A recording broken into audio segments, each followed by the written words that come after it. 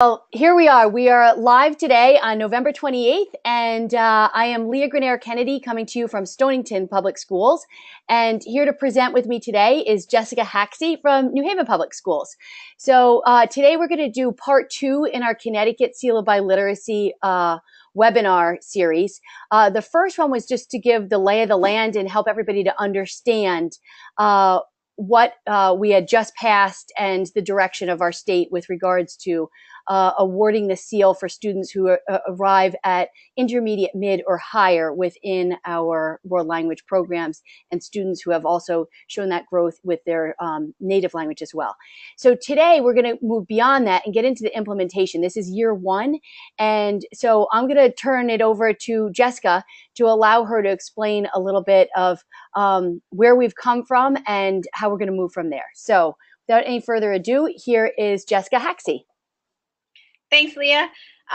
So just as an aside, as we go, if you want to use the chat box down on the sort of the bottom right of your gray GoToMeeting screen, if you want to type any questions as those come up, you're welcome to do that. And I assume when I'm speaking, Leah will be checking that, and when she's speaking, I'll be checking that. So if there's something that comes up that you want to ask right away, please do that. But I have a feeling that by the end of this, we'll get to a lot of your questions, so maybe hold some of them until a bit later. Leah, are you going to keep your screen on the PowerPoint? Yes, I will keep it up, but I'm not necessarily seeing all of the chat, so I'm going to try to keep that up. You can't see the chat right now, can you? I don't see anyone. Okay, great. I just want to make sure that you're not seeing that. So I'll try to keep an eye on that as well. Okay, there, so I put something to everybody. All right, so wonderful. So thank you. Here we go. Okay, here we go.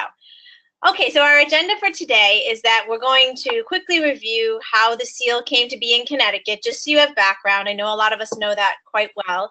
We'll talk about the eligibility criteria for Connecticut. We're going to go over the Seal of Biliteracy guidelines that were developed by a work group in Connecticut. We'll do testing options. We'll do how do you plan for testing. We'll talk about retesting. I know some of you have had questions about that already. We'll discuss how to plan for your first year of offering the seal and give you a timeline, both sort of what you could do if you want to scramble and do it right away, and then sort of an eventual ideal timeline for how this could work once we have a system. And we'll talk a little bit about transcripts and diplomas. So we'll get right into it on the next slide.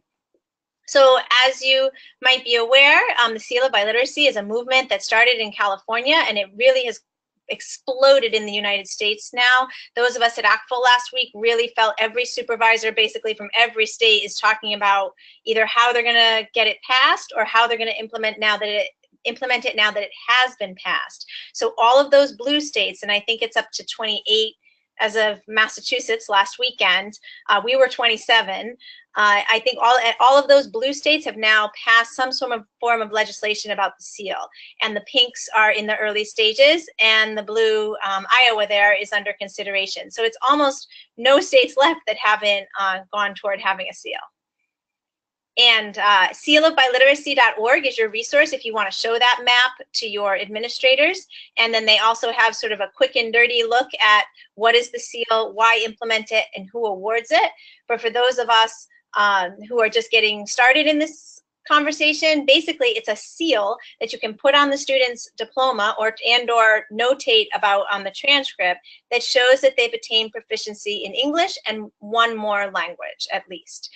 There's a million wonderful benefits for implementing it. Those are listed up actually in the guidelines document that you have. But some of the small things we're talking about in New Haven are, for example, talking to local employers to see which of them might be willing to give better part-time jobs to students who have the seal,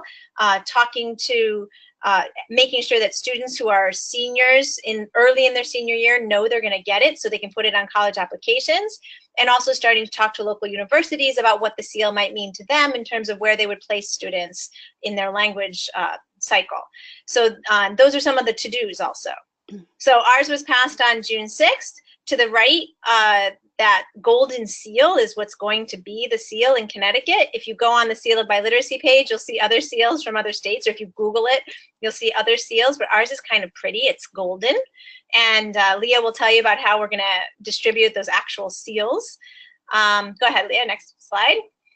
And this is the wording The one thing of the actual legislation in Connecticut law now, it's in the area where they're talking about graduation and diplomas in the law itself. So it's just a little portion of that part of the law. But the thing I wanted to call your attention to is that the State Board of Education shall establish criteria by which a local, regional, or regional Board of Ed member local or regional Board of Education may affix the seal of biliteracy. So the thing we want you to be very clear on is this is not a mandate. It's not the state saying that everyone must do it. And it's not the state saying they're going to pay for everybody to do it. So the way we have to advocate this within our school districts is to advocate it for all the right reasons, for all the reasons that it's great for kids and it recognizes and honors their home languages or recognizes and honors their hard work in world languages.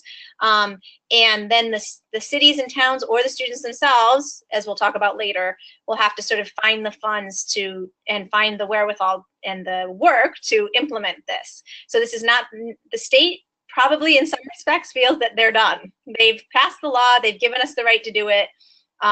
They're not going to, from what I know, they might informally collect names, but I don't think they're collecting names. I don't think they're saying how many did you award.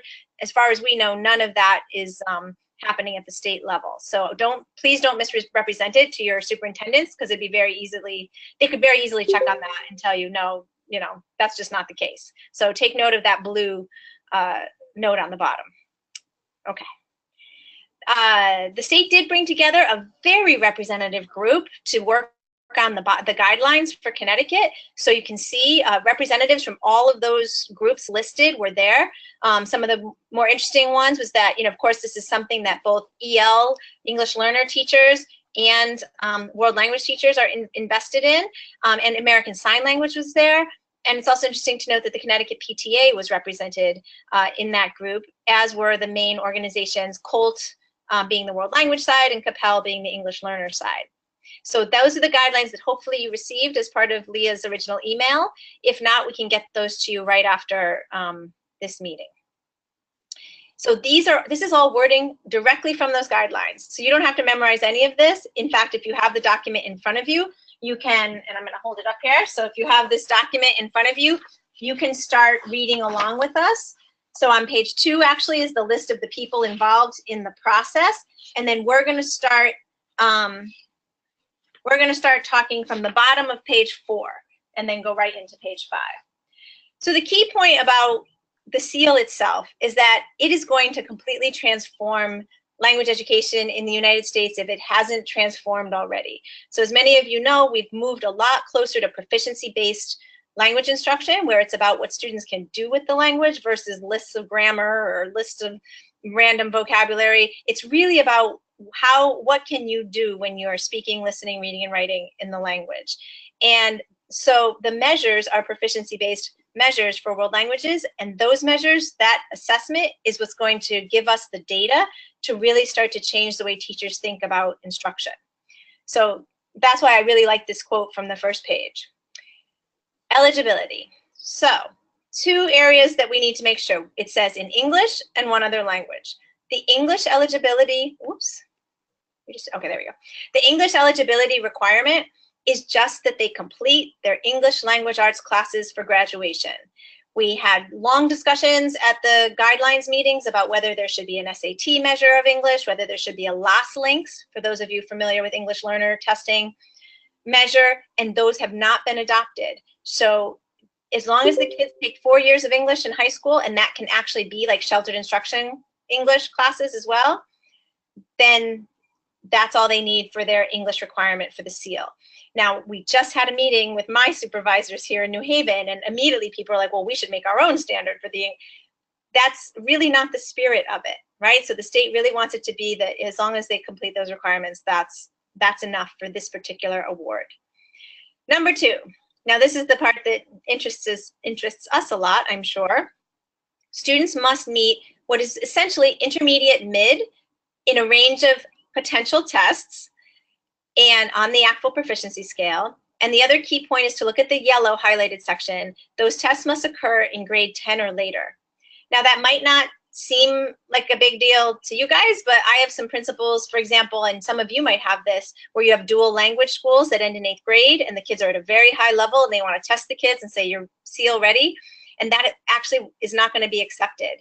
That bothered me in one sense, but then when you think of the flip side, if the kids study French through grade 8 in an immersion school, for example, and then never study it again, 4 years later, is it right for us to graduate them with the SEAL? So in a sense, what it does is it always helps us to advocate for more language instruction. This is going to help us advocate for more language instruction for native speaker and heritage speakers, because they're going to need to pass reading and writing as well as listening and speaking tests. And it helps us to advocate for continued instruction for the dual immersion schools and dual language schools that have started in the state, because we can't test them before grade 10 to get the SEAL. So this is the list of tests that the state has outlined as the available standardized tests for awarding the SEAL, and these are the levels they have to reach. So the first one is what we often refer to as APPLE, right? And that's the long words for it, Assessment of Performance for Proficiency in Languages. That's offered through Language Testing International. That's the one, and actually, if we email you this document, all of these are hyperlinks that can go directly to these websites. But it's language. If you just Google APPLE, A-A-P-P-L, it comes right up. Next one is STAMP. And so, I'm sorry, the APPLE has 4 tests that the students can take, and Leah's going to talk to you a lot about that later.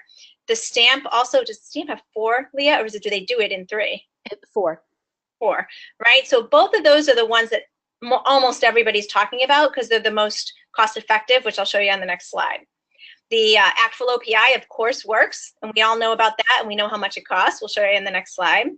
They would have to take the WPI or OPIC, which is the computer-based one, and the WPT, which turns out to be fairly expensive, the two of them together, right? If you have an IB program, a high school IB program, that could be used as well, the World Language Exam. The AP can be used, but we'd have to make, the problem with the AP is, for seniors, it's not going to work because they won't get their scores back in time to count toward the SEAL on their diploma. So make sure you hear me that. For seniors, the AP won't work. So only juniors in AP classes could really use the AP for their SEAL being awarded. And then there's the ASL measures. The ALIRA is also going to be accepted for Latin. And then the DELE and the DELF are going to be accepted as well. And I tried to research about those and I couldn't find out that much about them. That's why on this page, the prices aren't there. But anyway, so cost matters. Apple and Stamp are the most cost effective. They're $20 for the Apple right now. Stamps will negotiate with you depending on how many tests you buy. As you know, OPI and WPT are more expensive. That 85 to 94 is actually per test, I believe. And I couldn't find costs of the others. AP, of course, depends on whether your school district pays for it for the kids or not. Oh, you know what? I messed this slide up, Leah. The 85 to 94 is actually, that's what AP costs. I'm sorry. The actual OPI plus WPT, I think, equals about $150. So I'll go back and 140. Yep, I'll fix that. Can you go back one quick? Sorry. Okay, so in any case, the ALIRA is only $10, so that's very cost effective. And the others, it's hard to find out the cost, but I'm sure you have to email them and ask them. They want you to interact with them before they'll give you the cost. This, I think Leah put in a slide here about what tests are measured with which test, what tests measure which languages. So we'll show that in a couple slides from now because that will have an impact on your decision. Yeah. These tests, the first two, Apple and Stamp, test most of the common languages that we teach in the schools. So now we'll look at the next issue. So we do have a number of languages where our kids are coming in speaking those languages that are not necessarily taught in our schools, but those kids should certainly be eligible for the SEAL. So in New Haven, we have Pashto and Farsi and Dari and all kinds of languages where the kids are coming to us with those skills already. So our challenge would be to get them through the English courses. So, oh, can you go back to the, sorry. Yep. Sorry. So they're allowing us, if it's a low incidence language in the light blue there, that we can, the district can determine a plan for measuring the student's proficiency. So actually I've been talking with the state of Seattle, the state of Washington, and in particular the Seattle area have already created a lot of tests for these less common languages, so we might be able to get some of those. But I also am sort of planning in New Haven to just create a cadre of informal testers, but using people from Yale University, using adult education. Actually, we have a ton of English learners in our adult education who are, of course, proficient in their home languages. And as long as we can develop a writing sample exam and a speaking sample exam and possibly some reading exam with rubrics that are super simple for non-teacher types, I think that we're going to be able to make that work. So if anyone wants to, if you've got rare languages or less commonly taught languages, and you can contact me and we'll work on that together. Okay. And the next page is more about how there are some languages also that it may not be practical to do reading and writing, or if there's not a writing system, like maybe some of the Native American languages, you could just do it at an intermediate mid-level for whatever would be the commonly used modes in that language. Okay. Another thing to keep in mind with this is we have to make sure there's equitable access. So not only equitable access across languages, but also equitable access to students with IEPs or 504s. So that would mean that they would get, depending on their IEP, maybe extra time, maybe other things included when the testing were to take place. Okay. So I think this is Leah. All right, so I'll jump in here and tell you about a little bit of the logistics, because Stonington Public Schools was the pilot for our state last year. So we awarded 51 SEALs to our graduating class of about 175 last year. So we were really excited in Stonington, and I can walk you through some of the details, because as we all know, the devil is in the details. So I'll walk you through some of the logistics. I did go ahead and use ACFL's assessment called APPLE through LTI testing. So many of my examples will be about the APPLE test. However, I've been working with the folks at STAMP, Avant Assessments, to be able to understand what their test looks like so that I could speak to both of them. But just so you know, I did already use the ACPL assessment with the students. So in our case, we were looking at, choosing a test that was inexpensive. We knew that we were going to be having students pay for it. So the total cost for APPLE was $20, and that would allow us to test. It's a 4-part test, and it allows us to test all 3 modes. Avant's test is very similar and is around the same cost. They were at the Connecticut Cult Conference, and we're giving quotes of $17.50 to people at the conference if you're able to buy them in bulk. So I just want to make sure that people know that they do have options in this arena. Your first choice is going to be looking at what languages you are going to be testing within your district. As you can see, APPLE has a variety of new languages starting in January of 2018, so just a couple weeks away, and they already have all of these other languages that are listed above. Avant has a couple that are coming out, like Polish this spring, but they also have a variety of languages available to us.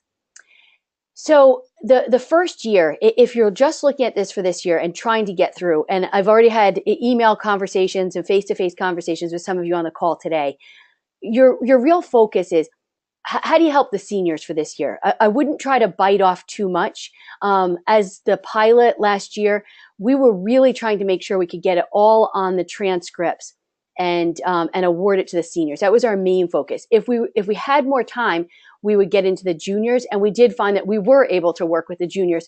But just in terms of timing, I would definitely suggest that you focus on your seniors to get started, because it depends on the size of your district. My district is so much smaller than New Haven. So when we started comparing what the rollout would look like in Stonington versus New Haven, it's clearly a completely different entity. One of the things that you would want to focus on is trying to get all of this done in a way so that you could get it for graduation this year, but moving forward, it would be to get on transcripts prior to early action for those seniors. Okay, so then the next thing that we did was planning for the testing. So you're going to have to choose what groups you are going to test, and then who is going to pay for the test. So if you're moving ahead to do this in a timely fashion for this year, I would make sure that you have one person designated as a point person, because whether you work through Avant or you work through LTI testing, you're going to need a contact person who's going to order tests and fill out these templates to be able to request a test. So when you're having the students pay, I suggest having a form to track them, because you're going to have to enter all of this into an Excel spreadsheet. So I didn't realize this. So again, this is learning from my own mistakes. I was just taking down names of students and recording. Then I had to go back and check on the teacher, the level. All of this stuff needs to be input. We did realize it was probably a lot easier to have each teacher collect the form and the money, and they could just add the names to the Google spreadsheet, Google Doc, and we were able to just copy and paste it right into the Excel spreadsheet. So that saved us a lot of time when we started testing the juniors in our second round. Ordering tests. Once you have your SEAL coordinator, whoever the point person is for this, that person can easily order the tests. If you realize that you have 2 additional kids on the morning of, it is absolutely not a problem, because you can order these tests very quickly. Once you have your Excel spreadsheet put together, you'll see that it really, you will be able to download it literally within minutes. Either way, you're going to go to either the Apple, go to the LTI testing, or if not, you go to Avant assessments. And at the end of the slides, I did include their addresses, so that you could go over and see those. There's no payment. And if a student signs up for the test and then decides afterwards that he or she does not want to take the test, the district will not be charged. That was another thing that I found that was really helpful in working with LTI. A few students got cold feet and just didn't want to go through with it. And so they literally just deleted it from the queue. And that was really easy to deal with. Each student gets a code that's generated, and that is one of the things that you'll track. And that's why I'm saying it does help to have somebody who's in that coordinator role to get some of the logistics done. So tracking that code and making sure you have printouts to give the code, not only on the first day of testing, but on the second day, because it's the same code, but it's a little cutout piece of paper that obviously they wouldn't remember the username and login. Yeah, I'm just going to make one point there, that if you are going to be paying, like if for some reason your school is small enough or your school district has decided they're going to pay, just as a matter of course, school districts will want to probably put in a PO for a purchase order for it before the kids take the test. Like you can't just go ahead and have the kids take the test and then fill out the PO after, in terms of the way school districts think. So your financial officers will be mad at you if you do it that way. So if you are going to have the school district pay, you're going to want to send Apple a PO that has like the max amount of what you're going to spend on the kids. And then unfortunately, it's a little bit cumbersome, but then you have to go in and check for the invoices, print them out, and then give them to your, go through the process in your district to have them paid after the fact. So just keep that in mind if you're going to be handling the payment yourself as a district. And speaking of invoices, they will send you the invoice and they'll tell you, at least through LTI, it was very clear, X number of tests were used on this day, X number of tests were used on a different day. So it is quite explicit. So even if you are testing hundreds of students, I don't think it's not going to be as cumbersome as you would necessarily think, because it does come through as a very clean document that I was able to submit for the financial records to show how we had spent the student money in our case, but the district money, if you do have a district that's going to pay for it. So that's a great point. Thanks, Jessica. Okay, technology. Some of you are in districts with an abundance and others without. I am in a district without an abundance of technology. So I had to work very closely with our technology department to make sure that we did all the system checks in advance. We also need to make sure that we don't have any labs. So we had to have adequate space set out for the test. And we had to make sure that our headsets with the microphones were actually going to work to pick up the recordings. So that is something that takes a little bit of time.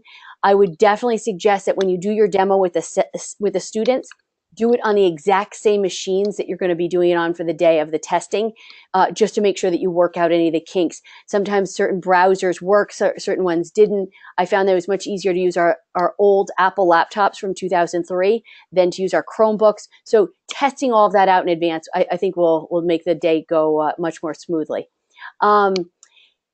Testing over 2 days. Our first round of testing we did on the seniors. We did it all 4 tests straight through. It took hours, and they looked like they were completely beat up by the time they were done. Their suggestions to us were to start with interpretive tests first, because it felt easier for them to come in and get themselves acclimated. And then day 2, presentational writing and interpersonal speaking. So we did do that for round 2 with our juniors, and we found that it was much more successful. In terms of the timing, and if you don't have a lot of space with labs, we had all students start by doing a warm-up, just speaking in the room and having just day-to-day conversations, and then had them all log on and take the interpersonal assessment at the same time. Because the students will time out at a certain time, the recording just shuts off. Nobody was left out in the middle of the room talking in front of everybody. So I think that definitely significantly reduced their test anxiety, because it was just kind of a cacophony of everybody talking. We made sure that it was clean enough that they could hear the recordings. But I would say that having everybody do the interpersonal together was definitely a big improvement for our round 2. On testing day, you'll give the codes to each of the testers, do your microphone check and system checks, and get started. The interpretive scores for both Apple and Stamp are available immediately. And then the students actually had a lot of fun coming back and checking over 5 to 10 days to check on their interpersonal and presentational writing. Those are scored by humans and will come in at different rates, because it just depends on how their grading goes. And they got really competitive about this, coming back and checking on their scores. It was actually a lot of fun. So I think that you'll see that this is a time where you'll see a lot of motivation and excitement about the test as those other test scores start coming back in. Here you can see, this is my classroom with a variety of old Mac laptops with old headsets. We had 0 problems with the technology, which was really exciting. So you could see that they're kind of squished together here, but with 26 students in a room, there wasn't a lot of space. So with our second round of testing, we did spread them out a little bit more and reduce our numbers. Retesting. This was something that we stumbled upon in our pilot. The test is only released once per year. So the students who wanted to take retakes, obviously with the writing and the interpersonal, you didn't see great gains if you just came back and took it a week or 2 later, because their proficiency level was their proficiency level with regards to elaboration and their ability to have interconnected sentences and their ability to ask and answer questions. We did notice that with the interpretive tests, because they are multiple choice answers, we did see a spike in some of the scores. So for test reliability, it really makes sense to wait a couple of months, maybe at the end of the next quarter or at the end of the next semester, because otherwise we're going to get higher scores that will not allow us to have good test reliability, and we'll be telling the public that we have intermediate mid performers of language that are not necessarily at that level. They can do a retake. I did find that some of the kids who did the retake for the interpersonal, they were literally just choked up and nervous. So I wouldn't write off the whole notion of retakes, because some of them were thinking, I just want to write perfect sentences in the presentational mode and not elaborate enough. And then they realized once they let go of the perfection and the focus on accuracy, they actually scored much higher because they were writing more interconnected sentences. So I would say that your district should create a plan and a policy for retakes, and understand that there are lots of reasons why a student would need a retake. They do not need to take the whole test. If they do Apple, it is $5 per section. The interpersonal is $10 to retake. With regards to the cost of payment of retakes for Stamp, I did not get a reply from them yet on that front. If I do get an answer, I will add that into my notes when I send that out afterwards. So that would be something to consider as well. The next thing that we did was we worked on the transcripts. We wanted to make sure that we could create a list of all the candidates who got I3 or higher in all of them, and work with guidance. Say that again, though, Leah, in all of them. Oh, okay.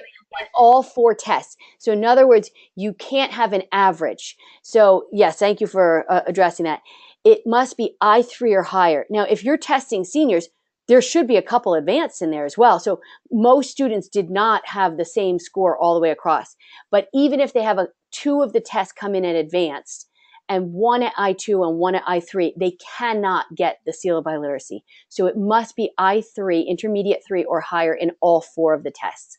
Once you have that data back in, it does take some time to work with guidance and make sure that they have all the names of students, and they need to create a code by language. So whether you're an Infinite Campus or a Power School or Alma, whatever data system you're using, you're going to need to come up with a code per language. Some students could get the seal in 2 because they might be heritage speakers, but then at school they're studying Arabic.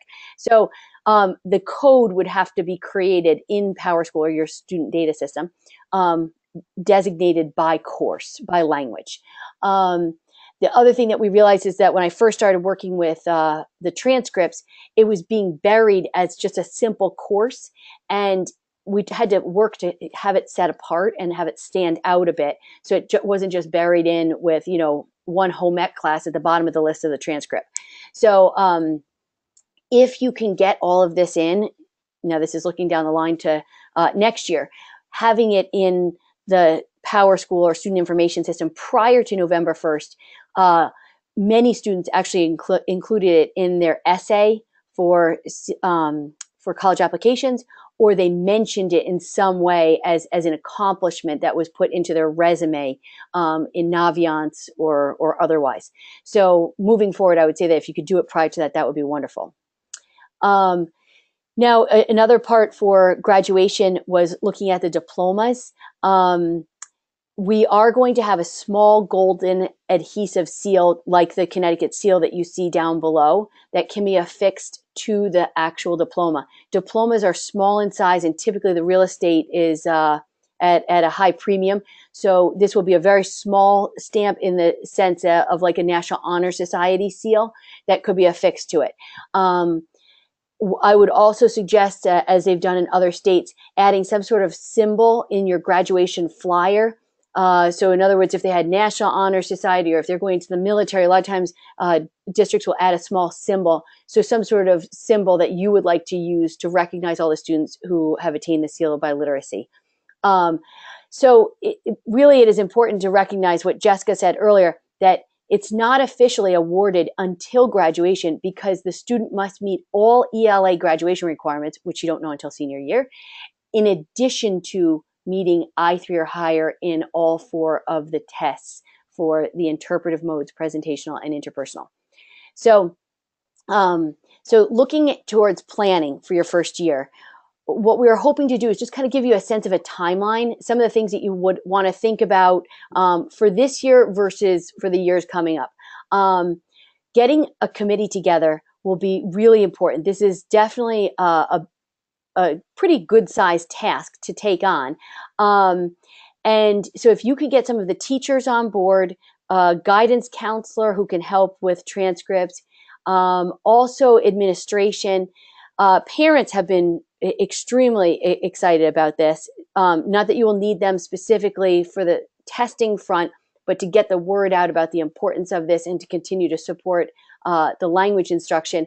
And I have to say, our students were hugely motivated by this. So the more you can get the students excited about having this in their transcripts, on their records, and on their diplomas, I think you'll see a huge buy-in. One of the things that it came up with my students is that the Connecticut seal hadn't been created when we did the pilot last year. So unfortunately, they did not get the actual seal adhered to their diploma. So I already promised them that all 51 will be receiving theirs this spring when we have them available. Okay, so here's a timeline for this year Jessica and I put this together just to kind of give you a sense of, if you were working with a group of people, what would you want to do moving forward in these upcoming months? We will probably have another part 3 to this series because there will be more questions that come up in the upcoming months as people start the testing. So basically you're looking at what kind of test and how you're going to deal with the payment. Then you need to move into gathering payments and registering students, collecting your results. By May, Connecticut Colt will have seals actually available on the website for districts to purchase. We're working with the people from CTLILL in California to have seals and pins made. And so if districts are interested in purchasing them, they will have that.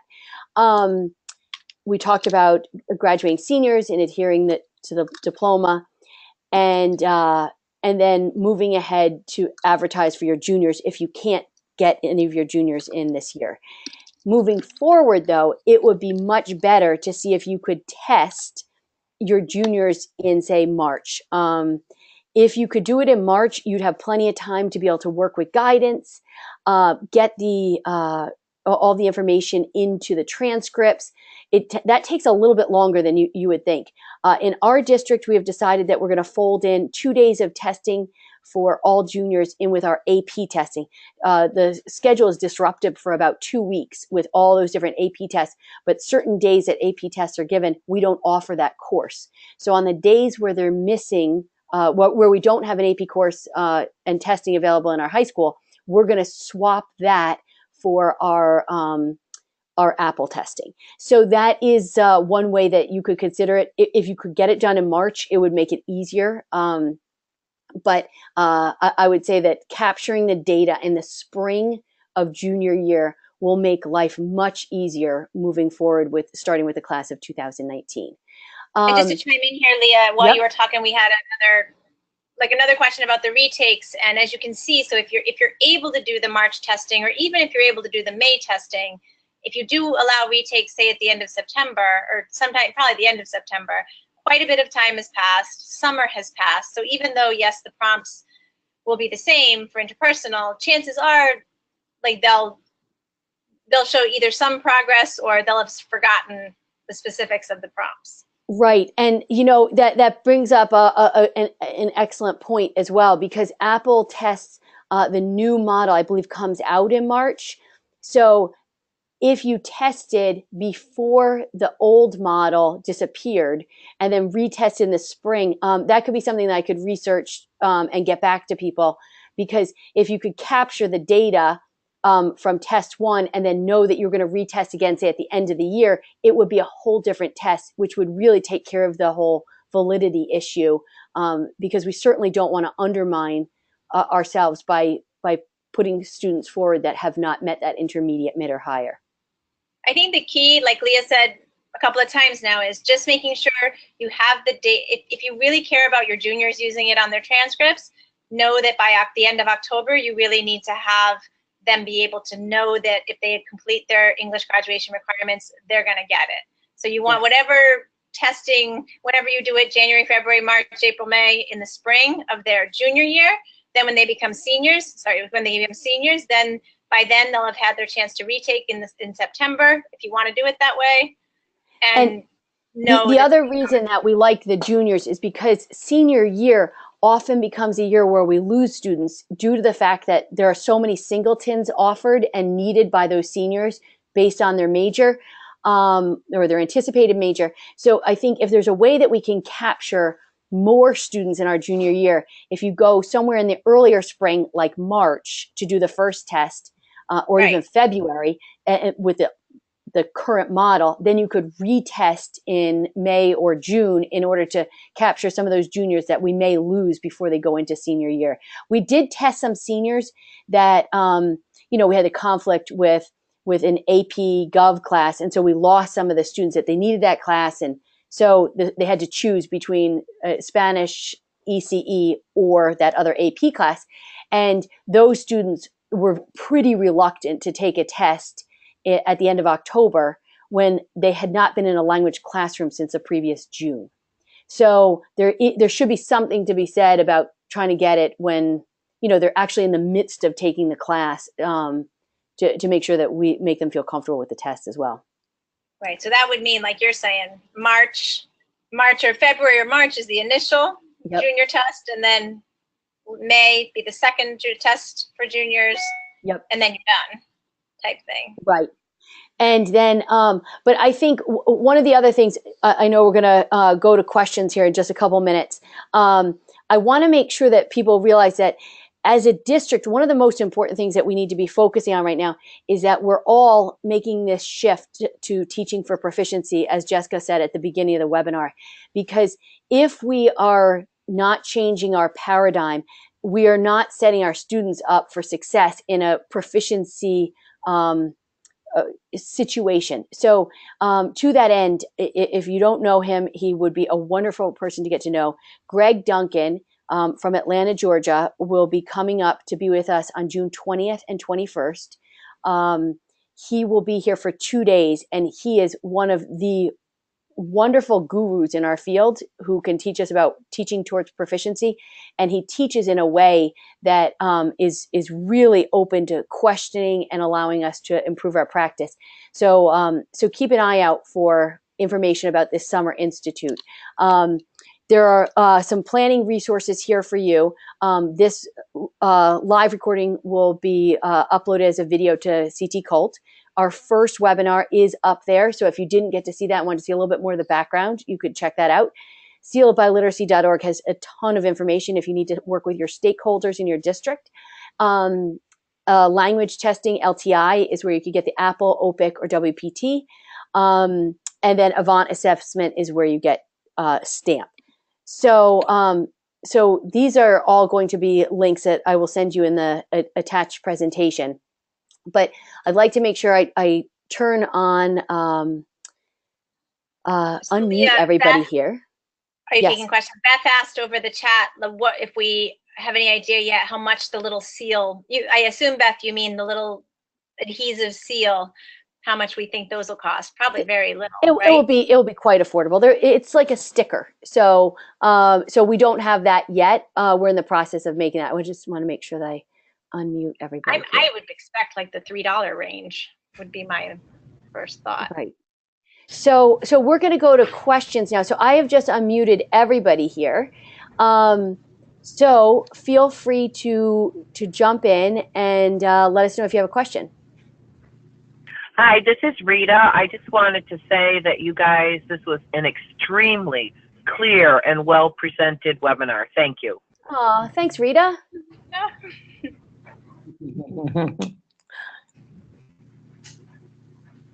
No questions?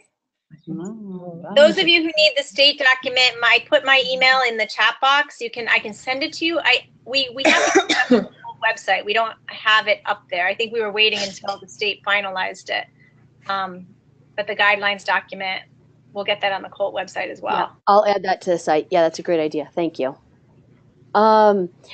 Well, maybe I'm going to throw it out there to all of you. Has anybody actually started the testing yet? Because I know in Glastonbury, there's an enormous amount of testing already being done. They have a good amount of data to work from already. Has anybody started the testing?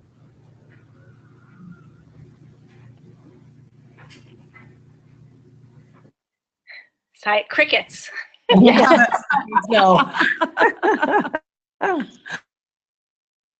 Well, if you're looking for Lori and Natalie in East Lyme said they've completed their testing. So you guys completed your testing for this year already? Maybe they already. I don't know if their audio is not working. Yeah, their microphone looks like it's muted. Said woohoo. Lori and Natalie, if you click the little red We're mic. trying to unmute. Can you hear us? Yep. Oh, you can. Good. Yeah, we just finished testing last week. Which test did you use? We did the Apple test. We tested in French, Spanish, and German, and we did the Alira test for Latin. Great. How did it go? It went well. We had a few glitches. The listening and reading sections were freezing, but luckily we could quit and go back in, and it would start back up in the same spot.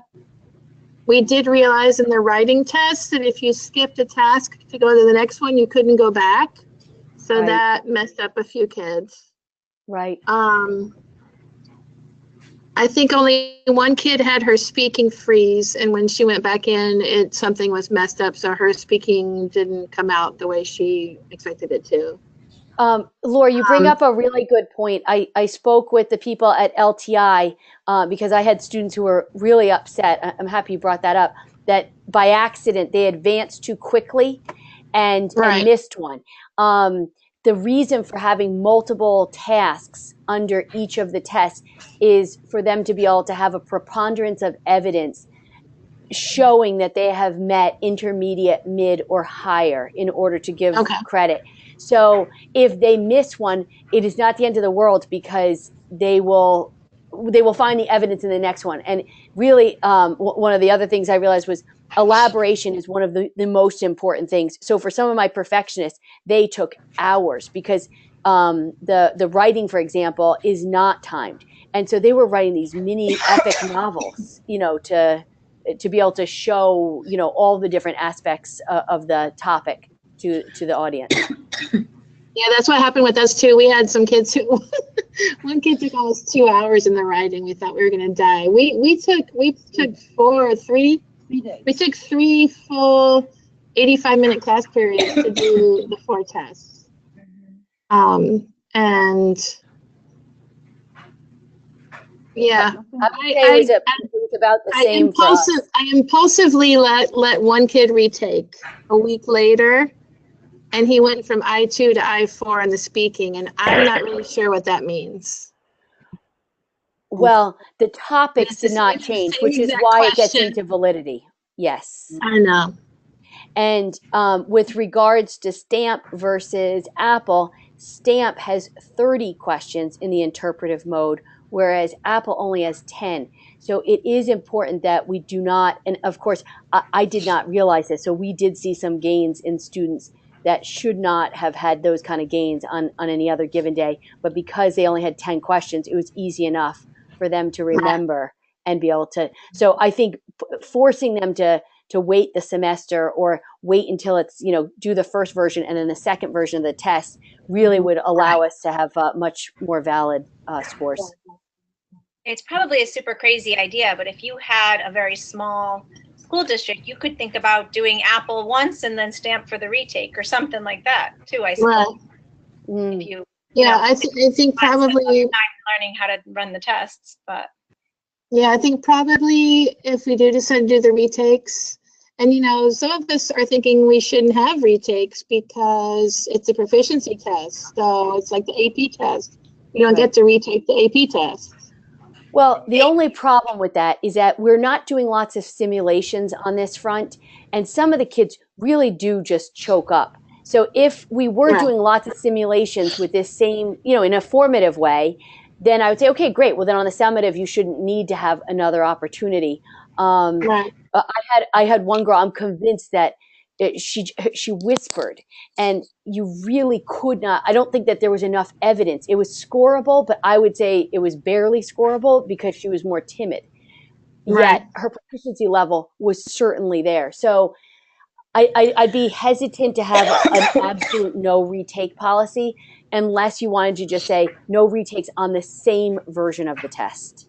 Right. Yes. That would make sense to me. But yes. So how about one more question? Only because we have another CT Cult webinar coming up to discuss Rick Donato and Eileen Glisson book that will be launching in about 8 minutes with Matt Mangino, who is on the call.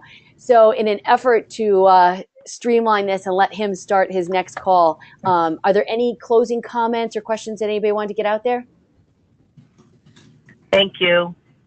All right. Thank you very much. I would say do demos. If you're going to give the kids, you have to go in and do the demos of the Apple or the STAMP so you have a solid idea of what it is. And like Leah said, the more you can practice that type of thing in your class, even if you have them doing little recordings with Audacity or whatever it might be, the more, the way you can, sort of do that now for AP, get them used to that type of format, the better they'll do. Right. Well, thank you, everyone. And good luck to Matt Mangino on his call. And if you're interested in joining that book study, it's a really interesting opportunity. So so feel free to reach out to Matt or me if you wanted information on that front. Thanks, everybody. Thanks very much. Okay, take care, everybody. Bye. Thank you.